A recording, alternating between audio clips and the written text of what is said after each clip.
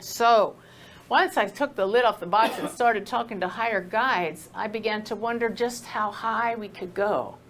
And those of you on the spiritual path, I know you're like me. You get drawn to all these books and new things you never would have read before. And I was raised in a family with one parent who was an agnostic and one who was an atheist. No religious background at all, which to me actually now I find is a gift, because I was able to do my own searching without anybody telling me what to believe. I go with how my heart feels, how it feels inside. Is it all about love? Is there any fear here? And so I've developed my own spirituality, and some of the books that I was drawn to were allegedly channeled by Jesus. Now this is interesting for me because I don't have any formal training in the Bible. I know about Jesus what any American would know growing up here, the stories, the Christmas stories and basic stories, but nothing strictly by the Bible. Yet I started reading A Course in Miracles a little bit. That really spoke to my heart, and that was allegedly channeled from Jesus. And then there was this other book that talked about Yeshua by a man named Mark Hammer. And Mark described himself a lot like me, wondering, how is this happening to me that higher beings are talking through me? And sitting on my living room couch, I felt a little like Mark Hammer, and I thought, okay, well, he kind of put this to the test. Why don't I see if I can connect with Jesus? I wasn't going to tell anybody that I was doing this. I was very uncomfortable about it at the time. But I got in that nice expanded state that I'm going to show you how to get into tomorrow. And I set the intention of connecting with the consciousness of Jesus. And I felt this presence step in that was just overwhelmingly loving, very powerful. I was glad I was sitting on the couch so I wouldn't fall off a chair. It was amazing. And I know that those on the other side don't mind when we ask for evidence. So I said, if this is really Jesus, would you give me a Bible verse that's relevant to you visiting me now? That's what Mark Hammer did in his book. And I thought it was brilliant, especially for me, who had only breezed through a Bible once or twice. No more than an hour had I ever spent with a Bible. And the second I asked that question, I heard clear as day, Thessalonians 1st, 2:13. Just then, Ty, my husband, walked into the living room, and the energy dissipated, and I turned to him and I said, Ty, what's Thessalonians? And he kind of looked shocked because a word like that had never come out of my mouth in the years that we've been together. And he said, Suzanne, it's a book in the Bible. And I said, we got to find my Bible. And we went and I had this study Bible, dusted it off, and sure enough, there it is. And we leafed through to Thessalonians 2:13, and here's what it says. When you received the word of God, which you heard from us, you accepted it not as a human word, but as it actually is, the word of God, which is indeed at work in you who believe. Now, I asked to believe that this was really Jesus, and those words spoke to me. This is the word of God, if you believe. That's how I translated that. And I thought, wow, that's pretty awesome. And then I got on my computer and Googled, how many verses are in the Bible? 33,000 verses. And the one I get was not just any verse. And then I started leafing through the Bible, putting my finger down, and some of them were so irrelevant to anything. But this one really spoke to me. And then I heard, sit with me and I will talk with you. So I moved to the room where I give my readings, really good energy in there, and invited him back in. And here comes that presence again. And without even asking for a Bible verse, I heard Corinthians 2:14.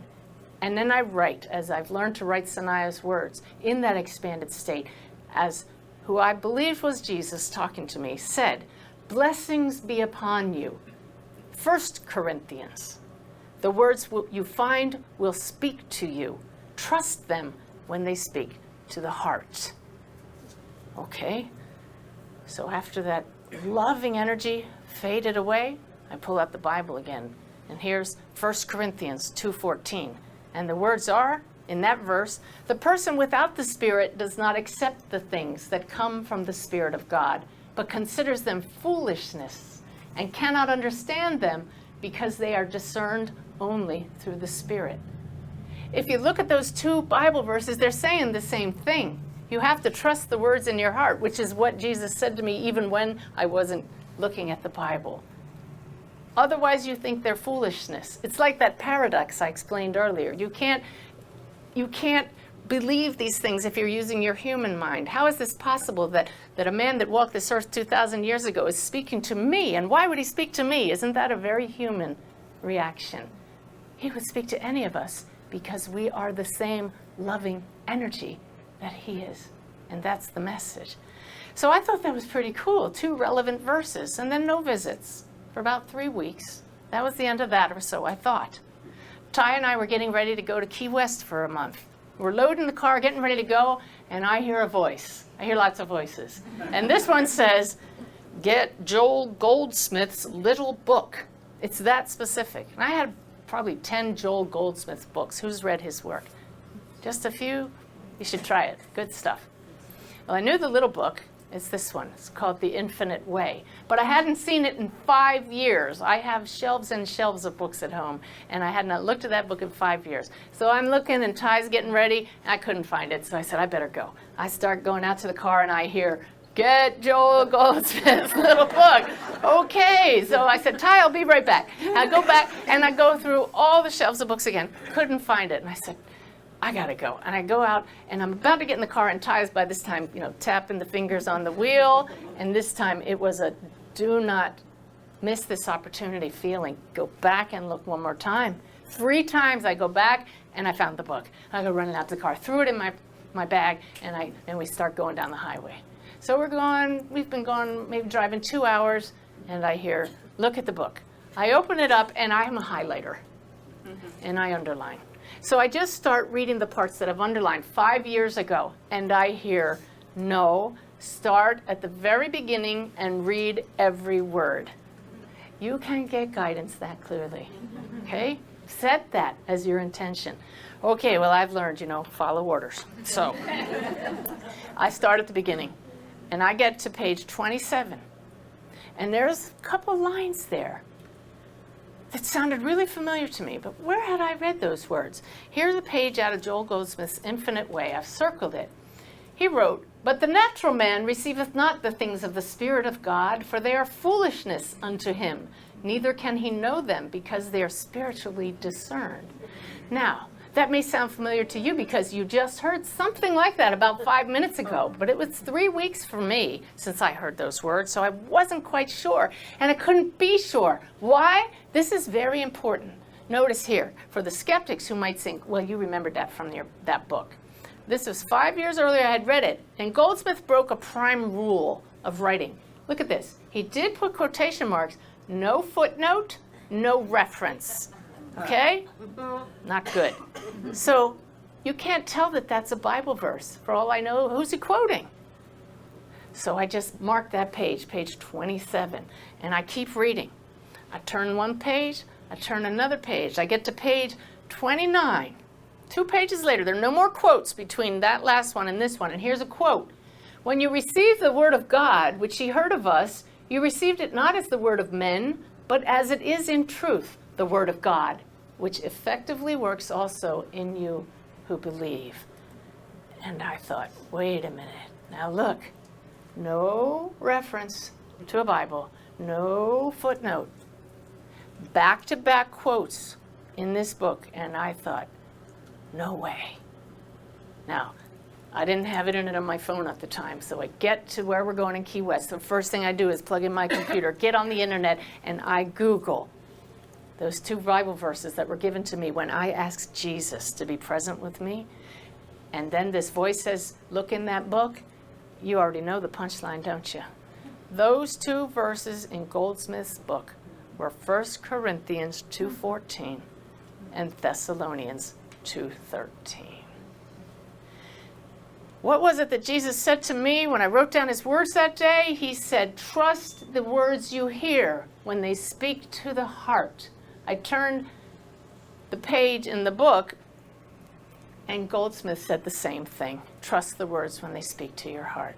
I walked around Key West in a daze. Why? Because for me, there was no other explanation than that the consciousness of Jesus, the soul of that great teacher, that model of loving compassion for all of us, of course, is eternal, just like you are, cannot die, and is everywhere, and time doesn't exist. So who is it you want to connect with? You are that same energy.